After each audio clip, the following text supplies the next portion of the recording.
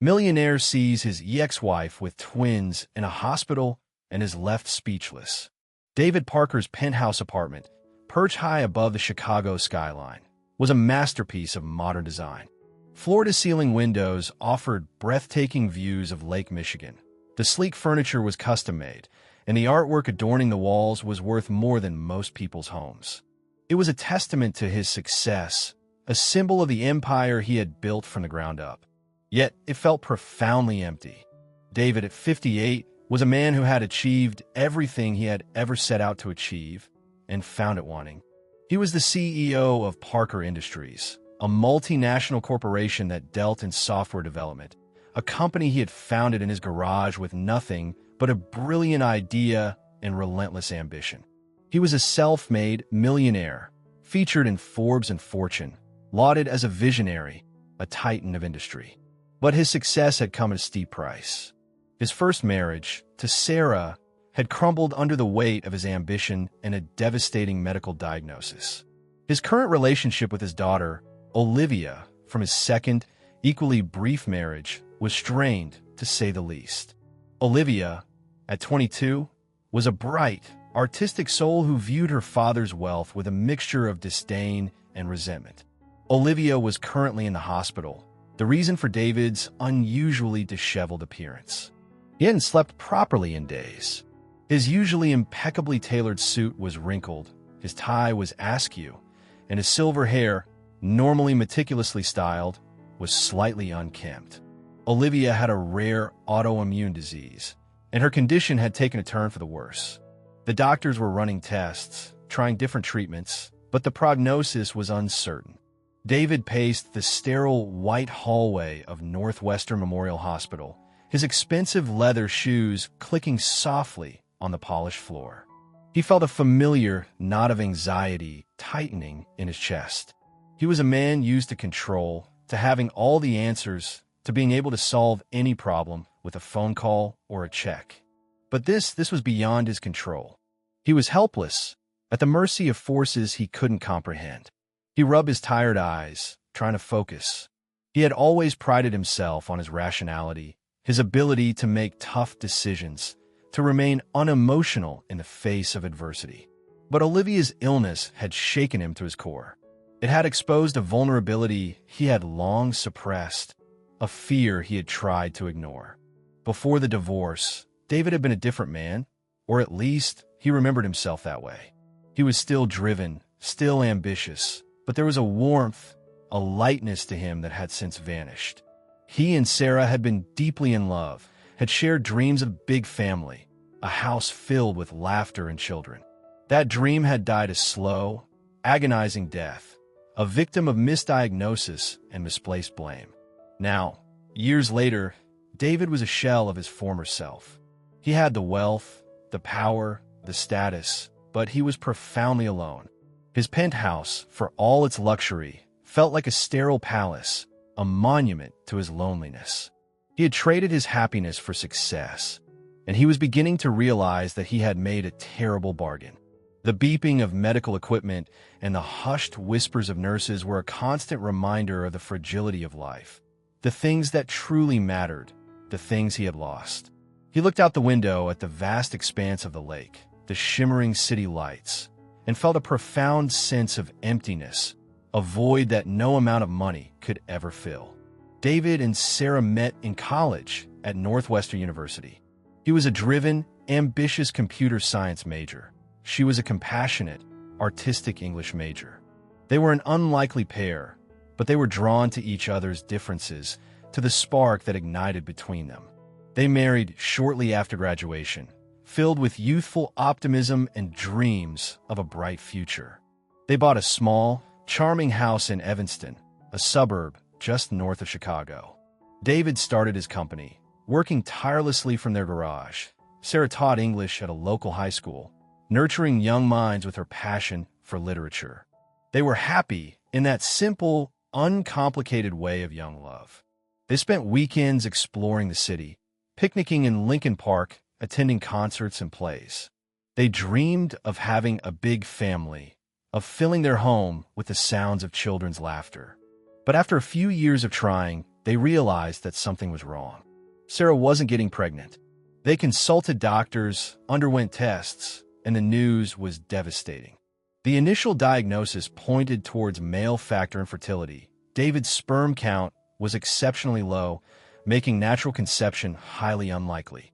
David was shattered. He had always envisioned himself as a father, had longed for the experience of raising a family.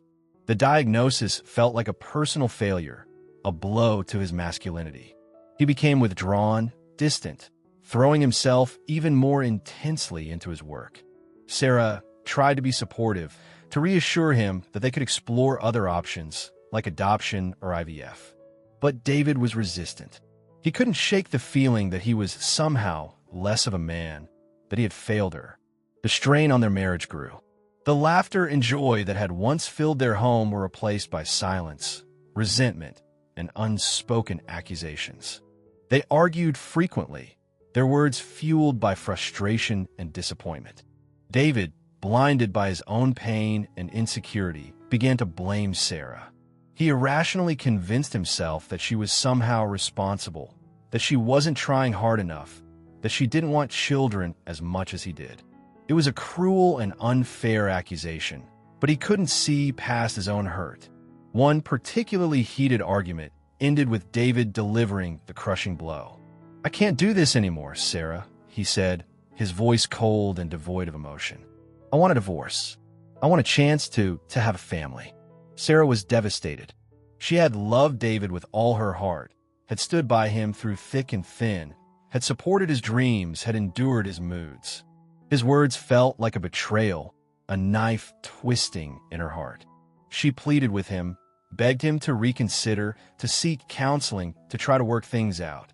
But David was resolute. He had made up his mind. He had convinced himself that this was the only way, that he needed to move on, to find someone else who could give him the family he craved. The divorce was swift and brutal. David, fueled by guilt and a desperate need to escape the situation, was generous with the settlement. He gave Sarah the house, a substantial sum of money, and agreed to pay alimony. He wanted to make it as painless as possible for both of them, but mostly for himself. Sarah, heartbroken and humiliated, moved back to her hometown in downstate Illinois, seeking solace in the familiar surroundings of her childhood. She cut off all contact with David, determined to rebuild her life, to heal from the wounds he had inflicted. What David didn't know, what Sarah wouldn't discover until a few weeks after the divorce was finalized, was that the initial diagnosis had been a mistake, or at least a misinterpretation. A more thorough examination, conducted by a specialist Sarah consulted after experiencing some unusual symptoms, revealed that David's sperm count was low, but not zero. There was still a chance, albeit a small one, of natural conception. And, miraculously, that small chance had come to fruition. Sarah was pregnant. Sarah's discovery of her pregnancy was a mixture of shock, joy, and a profound sense of irony. The man who had divorced her because he couldn't have children was, in fact, the father of her child. Or, as it turned out, children. The first ultrasound revealed twins, 2 tiny heartbeats, 2 little miracles growing inside her. She felt a surge of overwhelming love, a fierce protectiveness towards these 2 innocent lives. She also felt a deep sense of anger and resentment towards David. She considered contacting him, telling him the truth, but she quickly dismissed the idea. He had made his choice. He had walked out on her, had shattered her heart, had blamed her for something that wasn't her fault. He didn't deserve to know. She decided to keep the twins a secret, to raise them on her own, to give them a loving, stable home, far away from the man who had caused her so much pain. She moved back in with her parents, who were initially surprised but ultimately supportive. Her father, a retired farmer with a gentle heart and calloused hands, welcomed her with open arms. Her mother, a retired nurse with a practical mind and a warm smile, helped her prepare for the arrival of the twins. Sarah found a job teaching English at the local high school, the same school she had attended as a teenager. She embraced her new life as a single mother, pouring all her love and energy into her children. The twins, a boy and a girl, were born healthy and strong. She named them Samuel and Benjamin, Sam and Ben. They were her world, her reason for living, her everything. Raising twins as a single mother was challenging, exhausting, but also incredibly rewarding. She learned to rely on her family, her friends, and her own inner strength. She built a strong support network, a community of people who loved and supported her. She never spoke ill of David to the twins. When asked about their father, she simply told them that he lived far away and that he wasn't able to be a part of their lives. It was a carefully crafted half-truth, designed to protect them from the pain of his abandonment. She watched them grow, marveling at their individual personalities, their unique talents, their infectious laughter. Sam, with his dark hair and intense gaze, was the quiet, contemplative one. Ben, with his mischievous grin and boundless energy, was the outgoing, adventurous one. But they both had their father's eyes, those distinctive, piercing blue eyes that Sarah had once found so captivating. She found peace and contentment in her simple life. She had her children, her family, her friends, her career.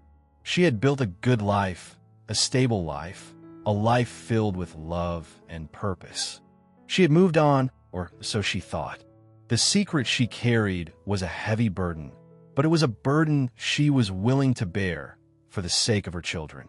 She had convinced herself that they were better off without David, that he would only disrupt their lives, that he would never understand.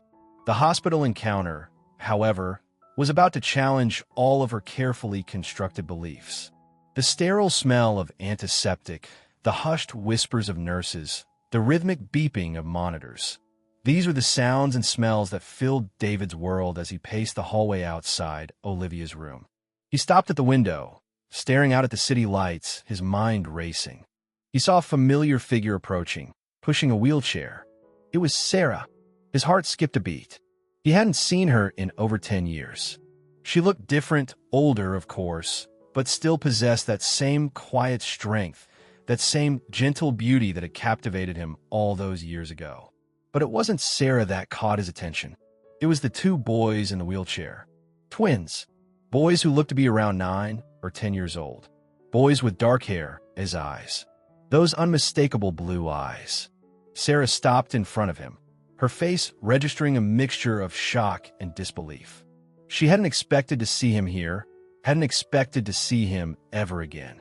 "David," she said, her voice barely above a whisper. "Sarah," he replied, his voice equally hushed, his gaze fixed on the twins. Who are they?" The twins looked from their mother to the strange man who was staring at them with such intensity. They were used to people noticing their eyes, commenting on their resemblance to their mother. But this was different. This man seemed different. "These are my sons," Sarah said, her voice firm, her hand resting protectively on Ben's shoulder. "Sam and Ben.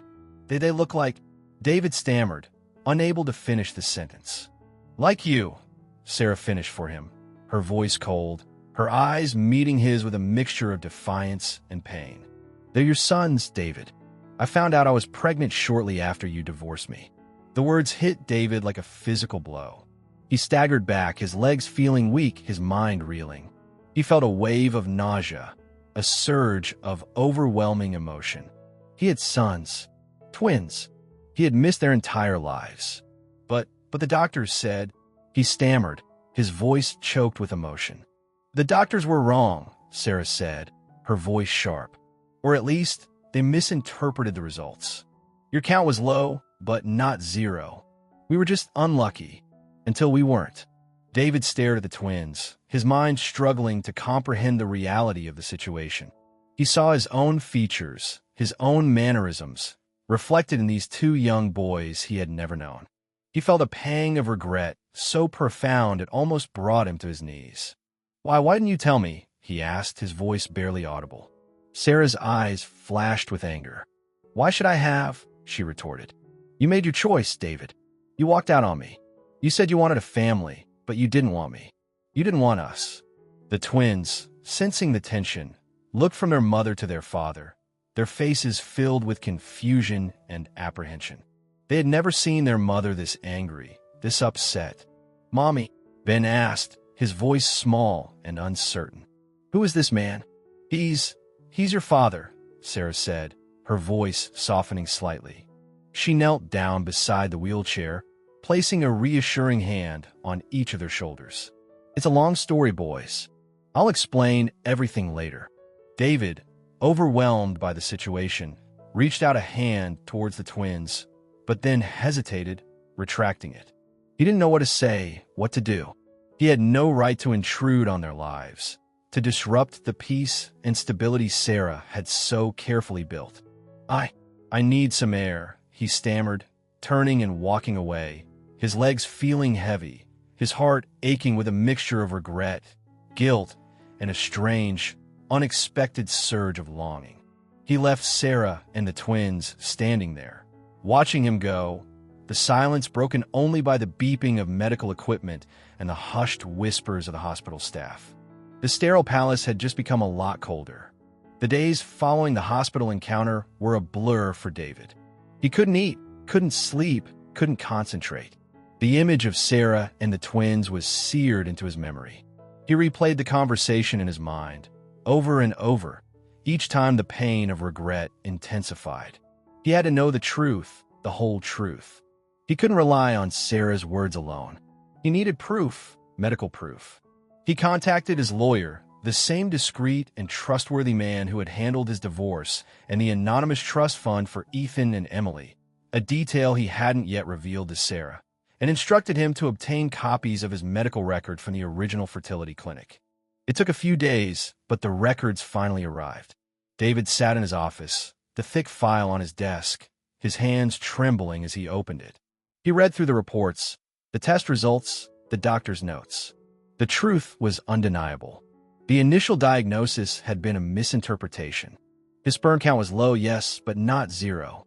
There had always been a chance, a small chance, of natural conception. The doctor had even noted the possibility of further testing, of exploring other options. But David, blinded by his own insecurities and his desperate desire for a quick fix, had ignored those recommendations. He had jumped to conclusions, had made assumptions, had acted rashly. He had thrown away his marriage, his happiness, his chance at a family, all because of a mistake, a misunderstanding, a failure of communication. He slammed the file shut, the sound echoing through the silent office. He felt a surge of anger, not at Sarah, but at himself. He had been a fool, a selfish, arrogant fool. He had let his pride, his ego, his insecurities dictate his actions. He thought about Olivia, his daughter, lying in a hospital bed fighting for her life. He thought about Sam and Ben, his sons, growing up without a father, without knowing him. He thought about Sarah, the woman he had loved, the woman he had betrayed, the woman who had raised his children alone. He realized that he had spent his life chasing the wrong things. He had pursued wealth, success, status, believing that these things would bring him happiness. But he had been wrong. True happiness, he now understood, came from human connection, from love, from family. And he had thrown it all away.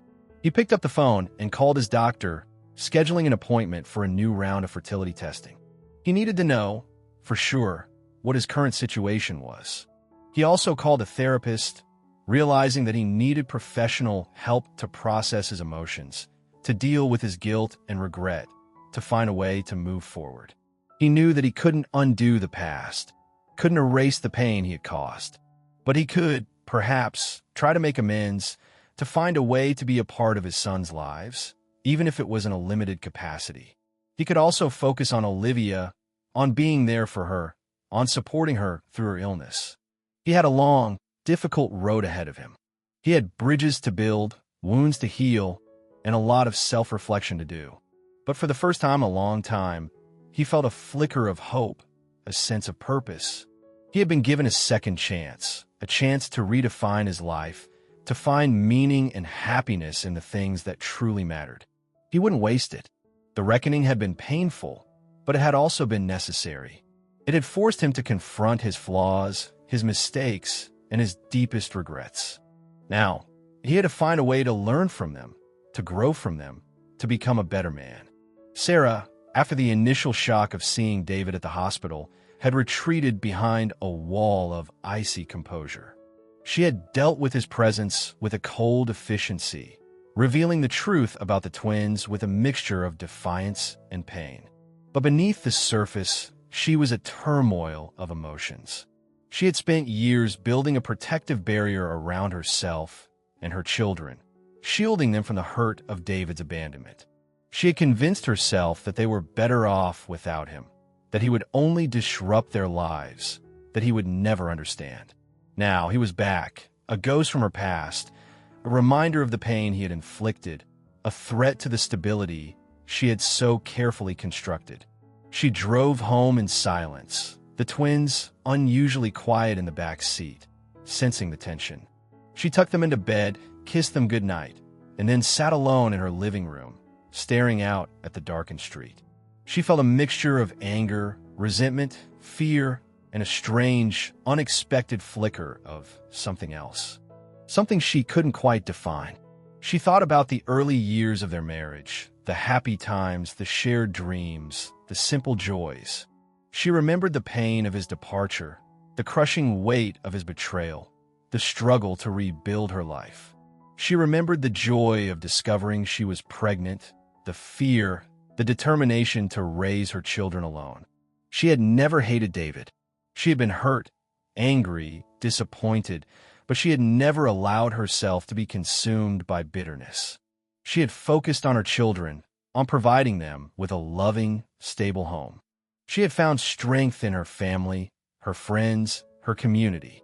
But seeing him again, seeing the regret in his eyes, had stirred up emotions she thought she had long since conquered.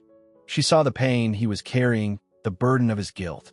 She saw the man he had become, the man who had achieved everything he had ever wanted, and yet who seemed so profoundly unhappy. She knew that the twins were curious about their father, that they had questions that she couldn't fully answer. She had always tried to be honest with them, to protect them from the pain of his absence, but she knew that they deserved to know the truth, to have the opportunity to form their own opinions.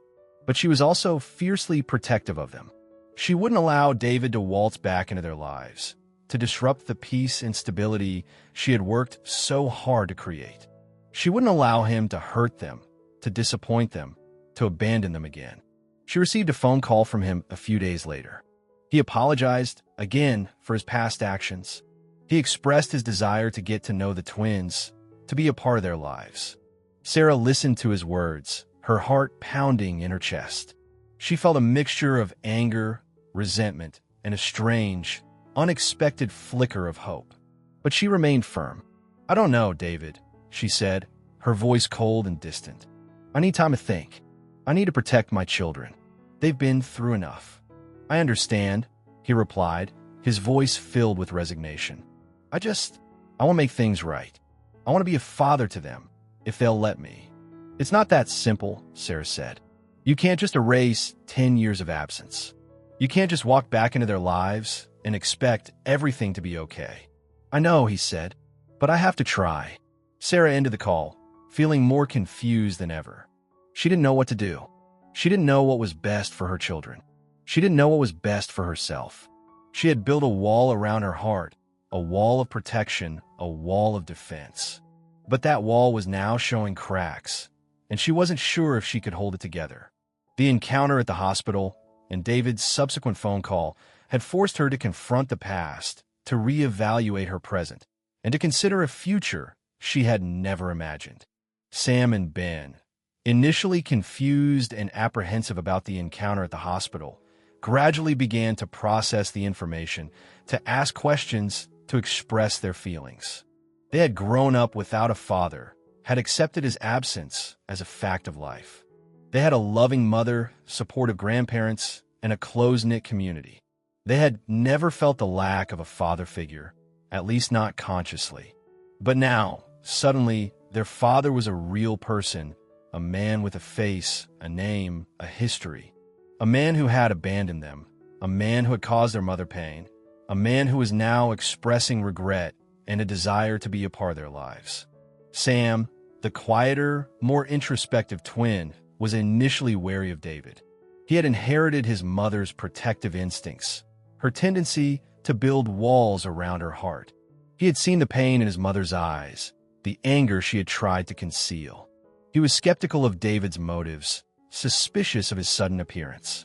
Ben, the more outgoing, more adventurous twin, was curious. He had always wondered about his father, had imagined what he might be like. He was intrigued by this man who looked like him, who shared his eyes, who claimed to be his father. He was more open to the possibility of getting to know him, of forming a relationship. They talked to their mother, asking her questions about David, about their past, about her feelings. Sarah answered their questions as honestly as she could, trying to be fair, tried to avoid painting David as a villain, but also not sugarcoating the truth. She told them about the early years of her marriage, the happy times, the shared dreams. She told them about David's ambition, his drive, his eventual decision to leave. She told them about the misdiagnosis, the pain, the struggle to rebuild her life. She also told them about David's apology, his desire to get to know them, his offer of support. She emphasized that it was their decision whether or not to have any contact with him, that she would support them whatever they decided. The twins, after much discussion and reflection, decided to meet with David, but on their own terms. They agreed to meet him at a neutral location, a local park, with their mother present, but at a distance. The meeting was awkward at first. David, nervous and unsure of himself, tried to make small talk, asking them about their interests, their hobbies, their school. The twins were polite but reserved, answering his questions but not offering much information. Gradually, however, the conversation flowed more easily.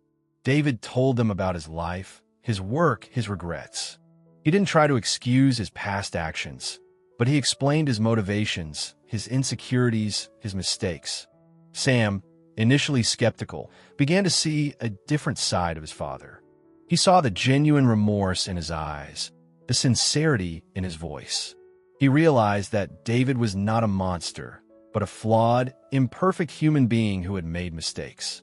Ben, already more open to the idea, found himself drawn to David's warmth, his humor, his willingness to listen. He saw a potential for connection, a possibility of forming a relationship. The meeting ended without any dramatic pronouncements, any grand gestures. But it was a start. It was a small step towards building a bridge, towards healing the wounds of the past. The children's perspective was crucial. Their willingness to forgive, their openness to connection, would ultimately determine the future of this fractured family. The twins, unknowingly, held the key to their parents' reconciliation, not necessarily as a couple, but as a family in some form or another. David's journey towards reconciliation was slow, gradual, and filled with challenges. He had to earn the trust of his sons, to prove to Sarah that he was genuinely committed to being a part of their lives, to overcome the years of absence and the pain he had caused. He started by attending the twins' baseball games, cheering them on from the sidelines, offering words of encouragement. He helped them with their homework, sharing his knowledge of math and science. He took them on outings, to museums, to parks, to sporting events.